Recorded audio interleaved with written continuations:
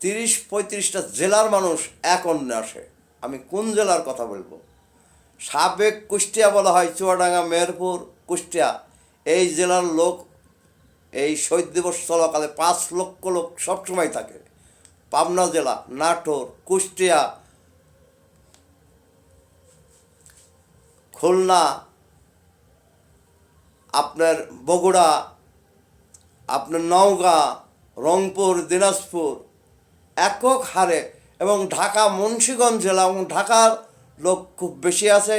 মুন্সিগঞ্জ জেলার পরাই 12 আনা লোক আসে এই শহীদ দিবসে। তাছাড়াও লক্ষ লক্ষ মানুষ জমায়েত হয়, আপনারা চোখে দেখেন। তাই আমি সাংবাদিক ভাইদের কাছে আমার অনুরোধ, এই ভিডিওটা আমি প্রকাশ করছি, কারণ যে দেশ এবং জাতির জন্যে আপনারা প্রকাশ করেন, আপনাদের জেলার সন্তান, আপনারা আসেন। তাছাড়া সারা বাংলাদেশের সাংবাদিক ভাইদের কাছে আমার অনুরোধ, আপনারা আসেন।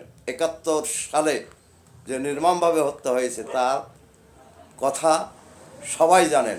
যারা স্বাধীনতার পরে জন্ম, তারা আপনারা কিছু সম্প্রদায় আমি দেখতে পাচ্ছি যাহাকে বলে জামাত ইসলামী, ওনারা একটা দল বলে দাবি করেন, এবং স্বাধীনতার পরে যারা জন্ম নিয়েছেন, যারা স্বাধীনের পরে জন্ম, তাদের কাছে আমি আকুল আবেদন জানাই, এই শহীদ সোলাইমান শাহর ছবি দেখেন। আপনারা কিভাবে আপনাদের সম্মুখে এই জামাত ইসলামী আর পাঞ্জাবিরা যদি মা বোনের ইজ্জত মারে বাইন্দি থুই আপনার সম্মুখে, সেই দলকে আপনার কীভাবে সমর্থন করেন? আমি ঘৃণা করি। আমার জীবন দিয়ে হলেও, আরও একটা কথা, বাংলাদেশের যত মাজার আছে, হাজার হাজার মাজার আছে বাংলাদেশের, অলিয়া উলিয়া গাউস কুতুব শুয়ে আছেন, সমস্ত মাজারের যারা তরিকাপন্থী লোক, তাদের কাছে আমার আকুল আবেদন, বাংলাদেশে যত মাজার আছে, সোলাইমান শাহ সম্পর্কে সবাই চেনেন, সবাই জানেন, সমস্ত মাজারের লোকজনই জানে যে সোলাইমান শাহ একজন মহান অলি মানুষ, বরিশাল জেলা, ঝালকাঠি জেলা, নলছিটি থানার সন্তান।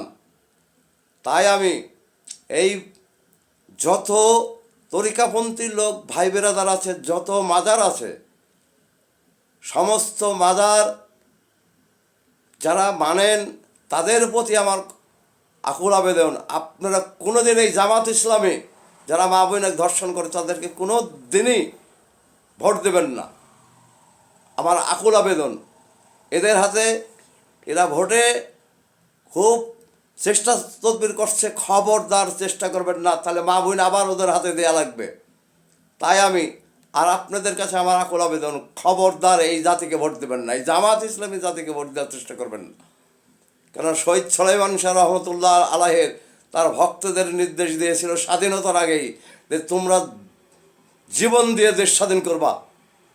তাই তার জায়গায় লক্ষ লক্ষ মানুষ আসে, না খায়া মানুষ রাস্তায় রাস্তায় ঘুরছে, এখন ইজ্জত হারা মানুষ, তাদেরকে খাওয়াই কারা? অলিয়া উলিয়া গাউস কুতুব যারা বিভিন্ন জায়গায় শুয়ে আছে, তাদের তরফ থেকে, তার ভক্তবিন্দু, সেই দরবার থেকে খাওয়ানো হয়। আর আপনারা মাজার ভাঙবেন, এই মাজার ভাঙার চেষ্টা করছিলেন না? কুষ্টিয়া জেলায় সেই সোলাইমান শাহ মেসেজও দিয়েছিলেন, টিওনকও বলছিলেন, এবং দিন ঘোষণা করছিলেন যে আমরা মাজার ভেঙে দেব শহীদ সোলাইমান শাহ। এই ইউনিয়নে, মোকাররমপুর ইউনিয়নে 20,000 মানুষ জমায়েত হয়েছিল আপনাদের প্রতিরোধ করার জন্য।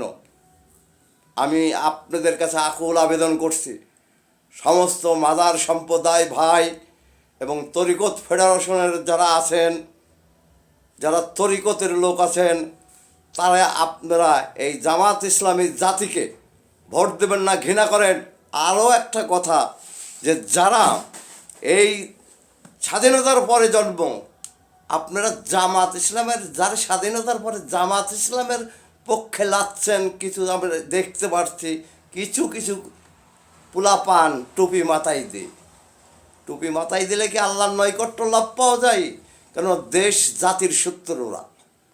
তাই আমি আজকে এই সোলাইমান শাহর, শহীদ সোলাইমান শাহর ছবি জাতির কাছে তুলে ধরছি, এবং বরিশাল নলছিটি থানার, ঝালকাঠি, বরিশাল বিভাগের সাংবাদিক ভাইদের কাছে আমি অনুরোধ, আসেন, দেখেন আপনাদের জেলার সন্তান শুয়ে আছে, 96 বিঘি সম্পত্তি তার নাম আছে, রেলওয়ে আছে 75 একর, 21 বিঘি তার সম্পত্তি রেকর্ডই আছে, এবং বিভিন্ন জেলায় তার নামে তার ভক্তবিন্দুরা জমি দিছে।